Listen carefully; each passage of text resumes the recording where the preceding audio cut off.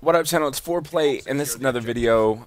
This is Slum's Hardpoint League play. Got it the other night. I just needed a video to talk over. Got so much to address. I hope that you guys are doing good. As always, I'm hyped up, and let's get right into it. So you're gonna notice I'm using the Online Warrior gun, aka the Scorpion, aka the Melter, and I've been using this gun because I've been struggling lately, channel. I want to tell you, I guess, what's been going on. I've been posting videos of me not playing the best, if you notice, on the listen-ins. I've been posting those because people on YouTube fabricate like how good they really are.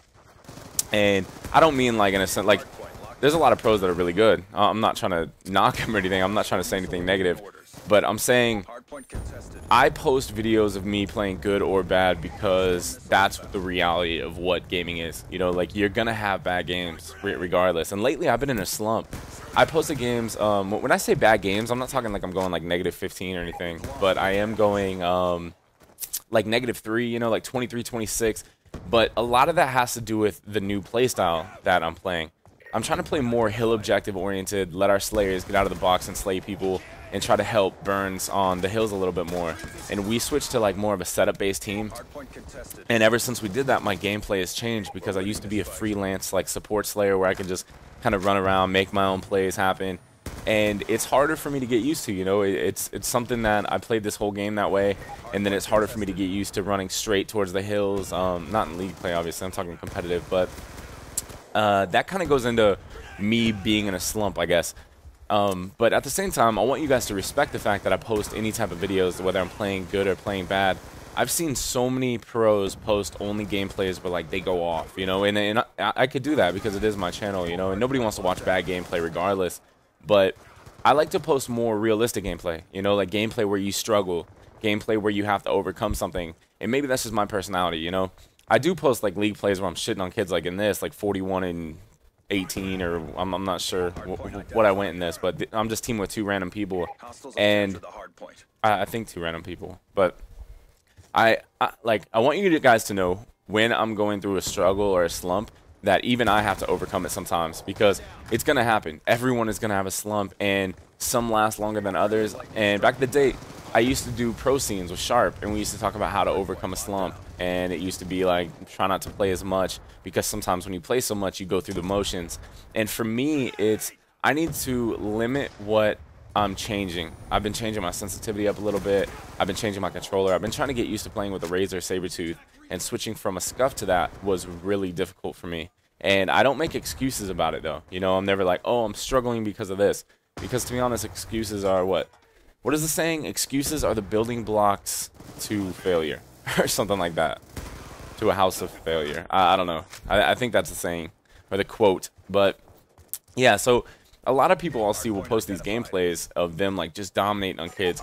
And yes, I do that too sometimes. You know what I mean? Because like I said, nobody wants to see bad gameplay. But I want you to realize everyone has bad games. I'm sure that you guys listening to this, if you play competitive against good teams, you're going to have bad games. I'm not talking like I have bad games against like Bob the Builder or in league play or even amateur teams, you know, like it's not like me playing bad like that. I'm talking against like top 8 teams, you know, like when we're talking about any of the listen-ins that you see posted or any of the competitive gameplay, that's where I've been struggling lately. And I think a lot of it has to do with not only the new like role position switch, but also trying to play with a new controller is definitely a big thing. And a lot of you saw me tweet that out the other day when I said, you know, trying to get used to this new controller is a little bit harder. And when I'm going 23 and 26, it demoralizes me because that's really not that bad of a game, you know what I mean, for an objective player. But like for a player like Burns, he'll go off sometimes, but his majority game is he'll have like 14 defend, well, that's kind of high, 10 defends, like 8 caps, and that'll be like his average game. But I just put so much pressure on myself to do better than that because I just have that competitive edge, just like everyone else, you know. But if we lose, I'm the first person to say it's my fault, even if it's not my fault. And that's just how I am. I've always been like that, even on Envy, you know. If I had like 12 kills in a search, I'd say, you know, it's my fault, I should have got 14. Or in Dallas, for example, I had 12 kills against Hex P in the round that we lost to get to top. I think that would have got us to top 8 or top 12. And I had 12 kills, and I still said it was my fault, just due to the fact that I should have rotated. Or there's always something you could have done to make yourself better. And I feel if you don't put that pressure on yourself, you have no room to grow. You know, I'm not saying you want to be the negative person that's always like, oh man, I suck, this is my fault. But you want to have a realistic outlook on it, like, and say, you know, I could have done that one little thing better, or I could have got that one extra hill stop or that one extra kill, because that's what Call of Duty comes down to. It's not about pointing and shooting. It's about your rotations. It's about being smart. It's about winning the gunfights that matter. And that's what we talk about. Be the X factor. That's what Call of Duty is. Legit. There's really nothing more to it besides being the X factor. And there's different roles on a team for a reason. Players that play more selfish and slay and get kills, you know, those guys are going to get a lot more credit than the people that play OBJ and pull flags and try to make plays on hills and I guess anything to that matter. But yeah, I kind of want to do an update on that. We're in round 4 of the online qualifier. We basically beat Influence. We actually beat 3 really good teams in that online qualifier on Saturday, and we went pretty well, you know. Things were good. I might have some videos of that I can actually upload if you guys want to see some online qualifier matches. We play round 4, I believe, Wednesday or Monday. It was weird because we're supposed to play Wednesday. Like, the bracket on Game Battle says that we play Wednesday, but I got an email today that says, hey, you guys will play your round 4 on Monday.